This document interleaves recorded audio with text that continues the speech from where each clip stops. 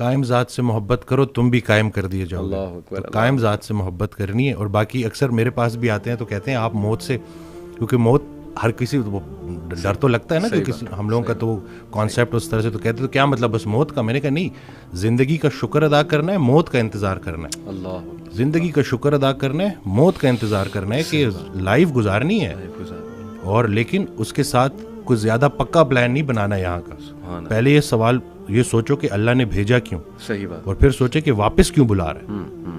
تو کچھ تو لے کے جانا ہے نا ساتھ, تو اب جو لے کے جانا ہے اس کے بارے میں سوچو.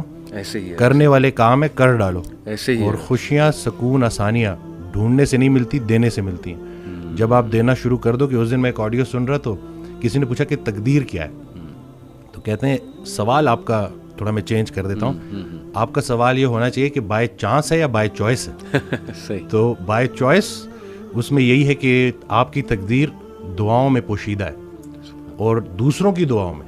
اللہ, وہ ایک شخص ان کے پاس گیا کہ بڑا پریشان ہوں, حل بتائیں. تو کہتے ہیں آسان حل ہے, کوئی شخص تلاش کرو جو تمہیں دعا دے, لیکن ایک شرط ہے, اسے بولنا نہ پڑے کہ میرے لیے دعا دو, وہ تمہیں دیکھے اور دعا دے. اس کی زندگی میں کچھ ایسا کر جاؤ کہ وہ تمہیں دیکھے اور دعا دے.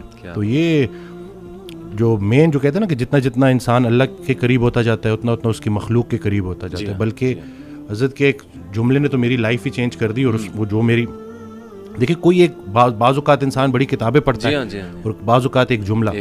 اب یہ جملہ آپ دیکھیں کہ وہ عبادت کرنے والا ڈاکٹر جو اپنے مریض کے لیے مخلص نہیں, اس کی عبادت اسے کوئی نفع نہیں پہنچائے گی. سبحان اللہ. اب یہ اتنا ہو کہ میں اگر صرف اور صرف کیونکہ مجھ سے تو اللہ میرے مرتبے کا پوچھے گا کہ پورے پاکستان میں چند لوگ تھے جن کو ڈاکٹر بنایا, اللہ نہیں بنایا نا. بے شک. اور پھر اس کے بعد کیوں بنایا کہ تم نافع علم حاصل کر رہے تھے جس سے مخلوق کا نفع ہو. اب یہ بتاؤ کہ کتنے لوگوں کا نفع ہوا. قبر میں نعمتیں دینے والا نعمتوں کے متعلق پوچھے گا کہ دی تو تجھے میں نے نعمتیں تھی تاکہ تو میرے قریب ہو جائے, تو میری نعمتیں استعمال کر کے جہنم تک کیسے پہنچ گیا.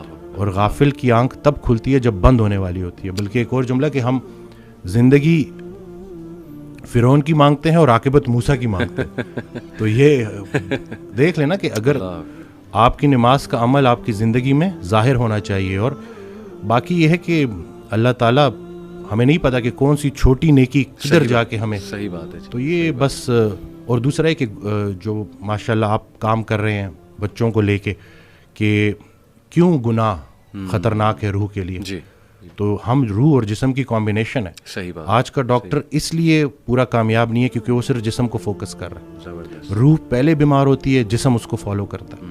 میں ایک کتاب لکھنے کی کوشش کر رہا ہوں, تو اس میں میں نے ایک جگہ لکھا کہ جب ہم روزہ رکھتے ہیں تو پرانا بلیف یہی تھا, جتنے بھی مسلم جو حکیم تھے, جو بڑے بڑے ڈاکٹرز تھے, ان کا یہ بلیف تھا کہ روح پہلے بیمار ہوتی ہے, صحیح, جسم اس کو فالو کرتا ہے. تو جب ہم روزہ رکھتے ہیں کھا تو کچھ بھی نہیں رہے, بالکل, لیکن روح اسٹرانگ ہونی شروع ہوتی ہے اور پھر جسم اس کو فالو کرتا ہے. ابھی ریسرچ ہے 3 دن کا فاقہ, ٹھیک ہے نا, 3 دن اگر آپ نے فاسٹنگ کی ہے پرولونگڈ, اور اس کے بعد اگر آپ میل لیتے ہیں تو آپ کی باڈی کے اندر سٹیم سیل موبلائزیشن ہوتی ہے.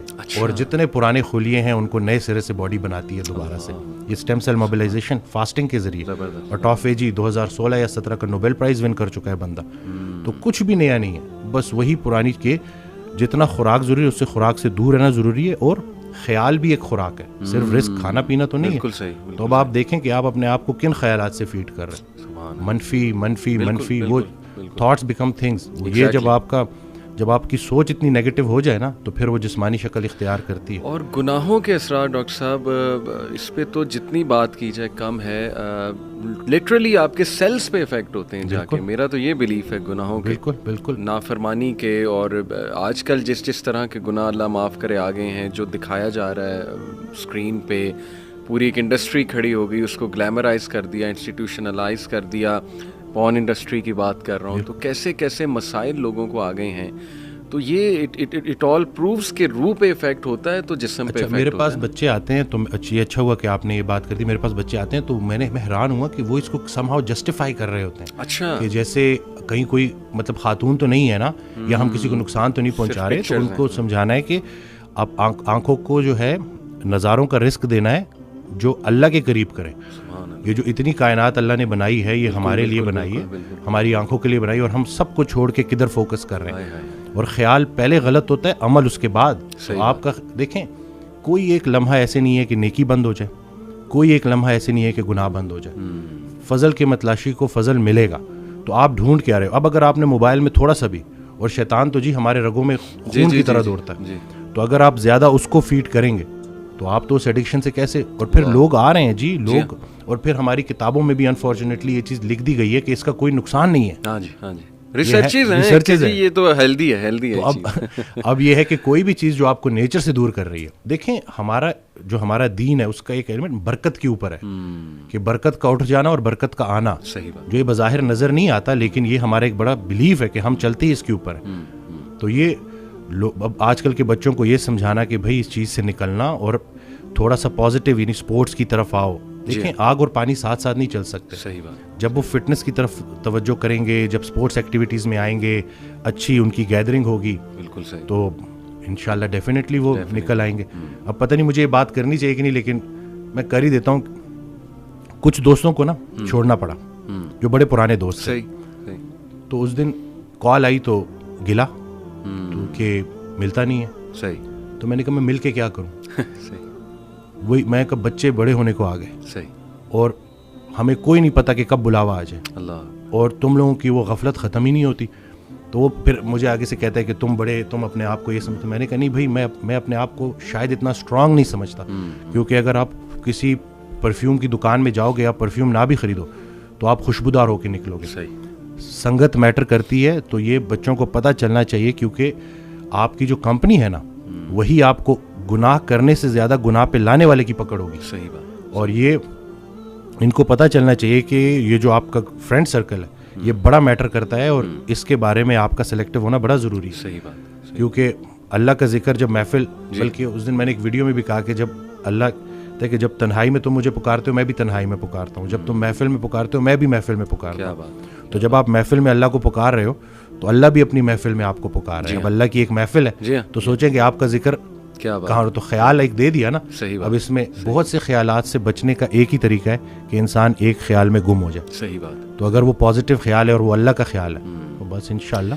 اور میں سمجھتا ہوں کہ جب آپ اللہ سے رابطہ شروع کرتے ہیں نا, تو اللہ تعالیٰ سگنلز بھیجتا ہے. آپ نے اپنی لائف میں بھی دیکھا ہوگا, اکثر انسان کو نا اللہ تعالیٰ ارد گرد سے دکھا رہا ہوتا ہے کہ دیکھ میں تجھے نکال رہا ہوں اس گند سے, اس ماحول سے, اور لوگ بھیج رہا ہوں تیری طرف.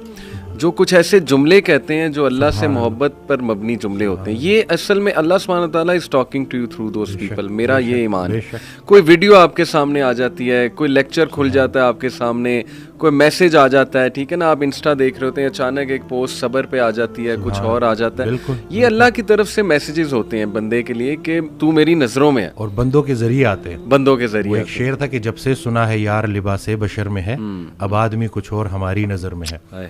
قیامت والے دن وہ مفہوم ہے نا کہ جب اللہ تعالیٰ ہم سے پوچھے گا کہ میں بھوکا تھا اور آپ نے مجھے کھانا, تو ہم کہیں گے یا اللہ آپ کو کب بھوک لگی. کہتے نہیں, وہ جو بندہ میرا تھا وہ میں ہی تو تھا. تو یہ بس ساری کی ساری بات اسی میں ہے کہ بس اگر اللہ کے قریب ہونا ہے تو لوگوں کے, اور پھر خود کو بھی بچانا ہے اور دوسروں کا بھی خیر. پہلے خود سے شروع کرو, تم وہ باتیں کیوں کہتے ہو جو خود نہیں کرتے. صحیح بات. اور جب پراپر آپ اس کے اوپر آ جاؤ پھر اس کے بعد لوگوں تک کنوے کرو. مجھے ایک بات کہی گئی کہ آپ کی اتنی فالوئنگ ہے, اس نے میری بڑا نا مجھے سوچنے پہ مجبور کیا تھا کہ میں اس وقت صرف body building, total body building, کوئی اس کے علاوہ. تو کہتے ہیں آپ کی اتنی فین فالوئنگ ہے اور یہ تکے سے نہیں آئے آپ کے پاس, اب یہ آپ کے اوپر ہے کہ آپ ان لوگوں کو کیا دکھاؤ گے. تو اب اس کے بعد پھر آہستہ آہستہ ہوتے ہوتے کیا بات ہے. اور بلکہ نسبت کے اوپر میں بات کر لوں کہ میں رات کو اٹھا, یہ کچھ دن پہلے کی بات ہے, تو مجھے بہت بھوک لگی. اب میں نے انٹینشنلی نہیں, لیکن میں نے 3 کھجوریں کھا لی. صحیح. ٹھیک ہے. تو اب اگلے دن جب میں گیا تو پیشنٹ آیا. صحیح. تو پیشنٹ سے اسی طرح ڈائٹ کے اوپر بات ہو رہی, تو وہ بڑے تھے عمر میں, تو انہوں نے کہا کہ میں آپ کو ایک بڑی مزے کی بات بتاؤں کہ رسول اللہ صلی اللہ علیہ وسلم نے ارشاد فرمایا کہ 3 کھجوریں پوری خوراک ہے. تو میں نے ان کو کہا کہ میں نے کل رات آخری چیز جو کھائی ہے وہ 3 کھجوریں, لیکن میں نے نسبت سے نہیں کھائی تھی. سبحان اللہ. آپ نے آنے کے بعد نا, آپ نے جب یہ بول دیا نا, تو مجھے آپ نے میری سوچ ہی بالکل ہے, کیونکہ آپ نے مجھے ہدایت کیا ہے, ہدایت یافتہ سے تعلق. صحیح.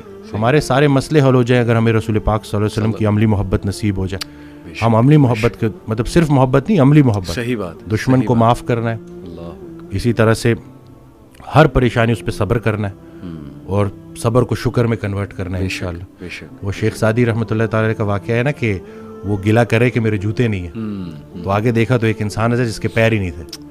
اب بغیر نعمت ملے شکر الحمدللہ کہہ دی.